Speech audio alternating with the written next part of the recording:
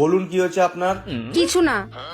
আরে বলবেন তো কি হয়েছে? তুমি জানো না কি হয়েছে? আরে আমি কি করে জানবো আপনার কি হয়েছে? আমাকেও জিজ্ঞেস করো না আমার কি হয়েছে। আরে ম্যাডাম আমি ডাক্তার, আপনার স্বামী না। চিল্লাও, তুমিও চিল্লাও, আমি খারাপ।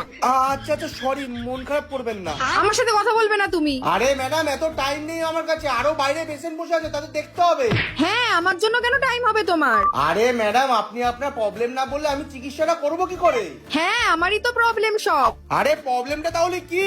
আমিই প্রবলেম। হ্যাঁ সেটা তো আমি দেখতে পাচ্ছি। এই কি বললে? কিছু না। না না, আমিই প্রবলেম। যখন আমি মরে যাব না তখন তুমি আমার দাম বুঝতে পারবে। আরে পাগল টাগল হয়ে গেছেন নাকি? কি বলছেন আপনি? এতই যখন প্রবলেম তাহলে চিকিৎসা করো না আমার, ছেড়ে দাও আমাকে। আরে আমি ডাক্তার, এরকম ভাবে কোনো পেশেন্টকে আমি ছাড়তে পারি না। বলো কি প্রবলেম আছে? আমি বলবো না।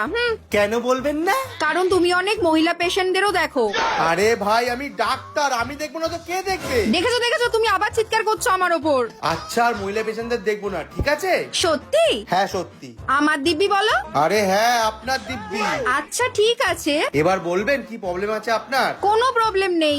আরে তাহলে এখানে কেন এসেছেন? যান ঘরে যান। তোমার তো দেখছি আমাকে নিয়ে কোনো চিন্তাই নেই। একবার ভালোবেসে জিজ্ঞাসাও করলে না যে তোমার কি হয়েছে। আচ্ছা বাবু সোনা জানু বলো এবার তোমার কি হয়েছে? কিছু হয়নি। ভাগ কিন্তু ভাগ।